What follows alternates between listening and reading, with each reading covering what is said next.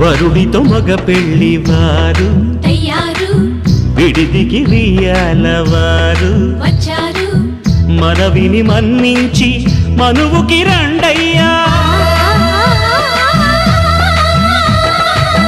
పప్పన్నం పెడతాం దయచేయండయ్యా, అడిగినవన్నీ ఇచ్చి కన్యాదానం చేస్తామయ్యా. ఆకాశం పందిరి వేసింది, ఈ నేలమ్మ పీటలు వేసింది. హాసువి ఆహాసువి, హాసువి ఆహాసువి.